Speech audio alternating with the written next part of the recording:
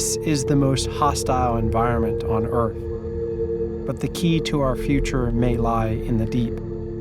Far from rules and oversight, the ocean floor is now at the center of a tug-of-war between exploitation and conservation.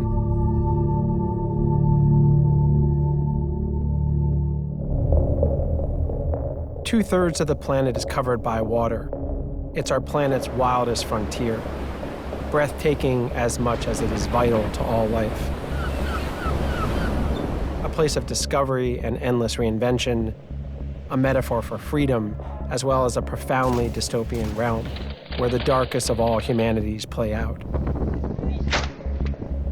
Over 50 million people work at sea, and human rights and environmental abuses often occur with impunity. 6 of you. 6 people. We are sleeping in here. So hot. This is I've never ever seen this bad.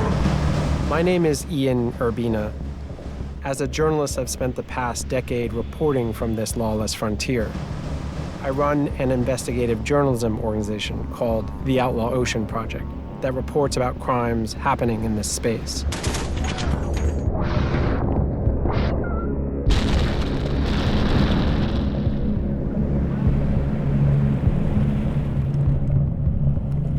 This is the Outlaw Ocean.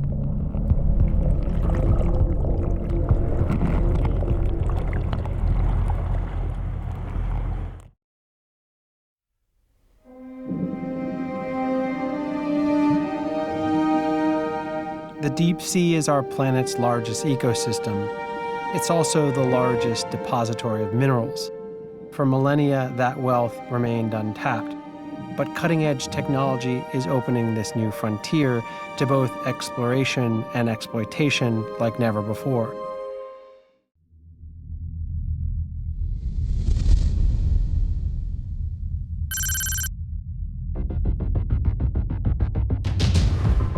In 2017, I traveled on board a Greenpeace ship to the Barents Sea, far north of Russia and Finland. Statoil, the partly state-run Norwegian oil company, was intent on drilling the seabed for more oil. And we are here to conduct a peaceful protest. This is Arctic Sunrise. Unfortunately, what I cannot consider the extraction of oil from this remote area of the Barents Sea to be a safe practice. Boat crew is ready to launch now, and then everybody else ready at the pilot door. In international waters, the oil industry had reached a new level of risk-taking. No company had ever tried to drill this far north in the Arctic. Norway had signed the Paris Agreements pledging to curtail fossil fuel extraction, and yet it continued to prospect and drill. The murky laws that govern the high seas played fully in their favor. I'm asking you as a captain to take out the people from the water because my ship is gonna tug this ship. That's an order. This Greenpeace protest ended in failure. Its equipment confiscated, its vessel towed away by the Norwegian Coast Guard on request of the oil company. One thing that we are going to continue is persist, and we will continually protest until we hear that the oil rig has stopped drilling. The Statoil project proceeded with barely a delay. These oil platforms are just a few kilometres off the Brazilian coast.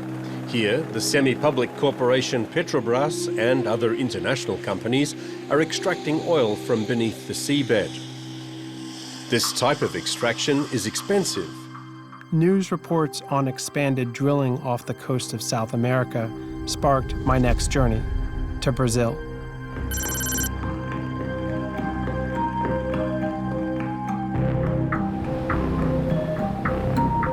We have 10 degrees port rudder. We're making our turn to 033.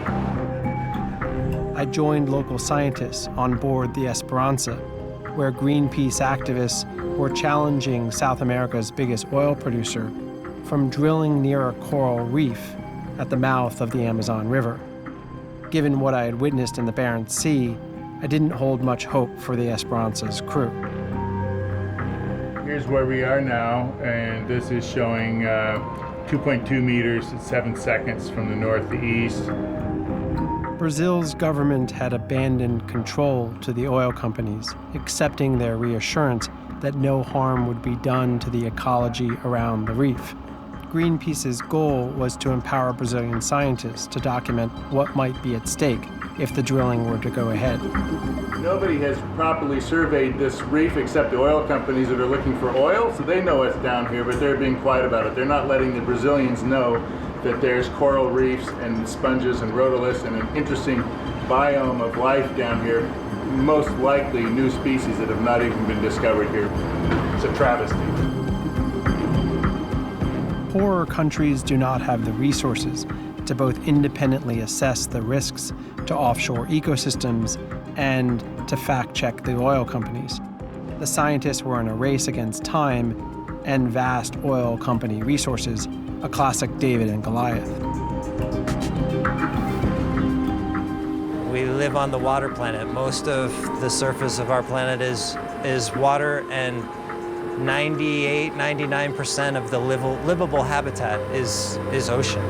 It's amazing to me where we would risk things like this, or we don't even understand what we have to begin with.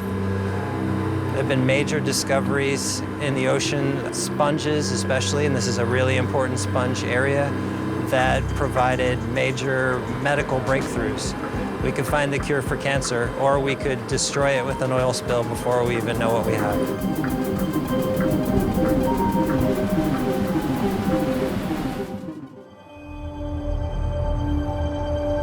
Besides the medical secrets that could be unlocked, explorers and extractors are also looking at the seafloor for solutions to wean ourselves from our modern dependence on fossil fuels.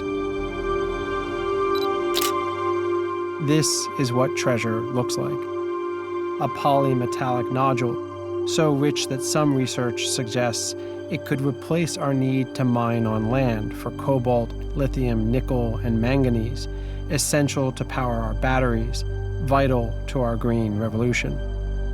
The rewards might be great, but so are the risks. Waste from mining alone can travel through the ocean and damage nearby seamounts and coral reef systems. This would in turn put more fish stocks at risk. Many small South Pacific nations feel very differently. Their prosperity and future depend on their ocean floors.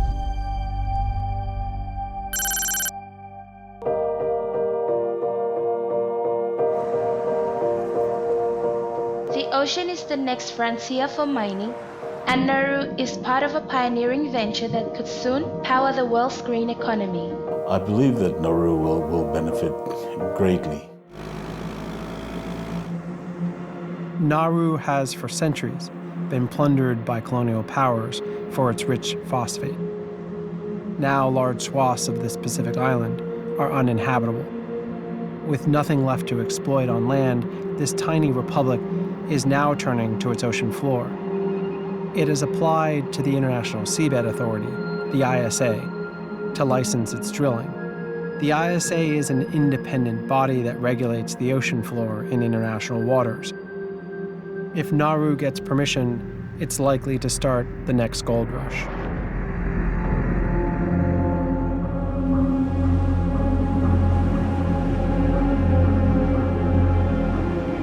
Perfeito. Muito obrigado, Chris. Aboard the Esperança, the team of marine biologists are celebrating. The Brazilian government reversed its decision to block the expedition. The mission can go forward. Have the authorization, man. Let's go change course. So we're turning around and going back to the position where we went to do the dive. It appears like we have permission.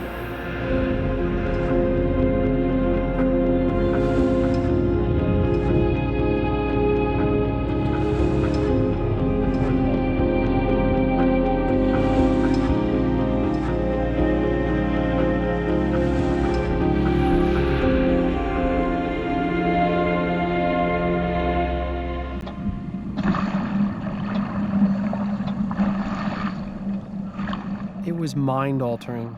I mean, The closest thing I can compare it to is when you're in a plane and you're flying through the clouds and you know you're moving, but you have a hard time measuring it or understanding it because you're in the midst of this blinding thing.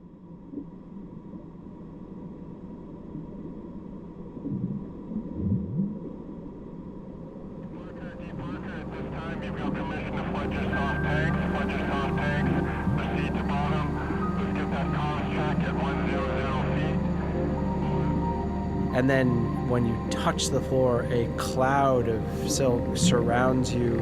And as the cloud of dust settles, you can begin to make out the terrain that looks almost like the moon's surface, at least where we were, and these structures, a coral wall. So here we are at the bottom of the Amazon reef. We are approaching what looks to be a large mound. Deep worker, how copy on VHF 69, over? I had imagined the seafloor to be barren, but discovered it was the total opposite. What I found was an exotic netherworld, full of wondrous forms of life that no longer fitted the neat animal, mineral, vegetable categories. The lesson I learned was that precisely because they were so alien, not only unknown to science, but also so far removed from the decision-making on land, these creatures and their habitat were even more vulnerable to destructive exploitation. One of the challenges with the ocean is that so much of it is out of sight. And it's easy to imagine that there's really nothing very interesting down there. We've seen how important that can be. Once people see it, they want to protect it. It changes the way they feel about their ocean, about our ocean. Minerals are inextricably linked to the rise of mankind and civilization, but today a very different and much more precarious balance is at play. I want to see us have a new approach to how we think about our oceans in general, our planet, not even just the ocean, and not just short-term gains that we can make from taking and taking and taking, drilling, mining, fishing.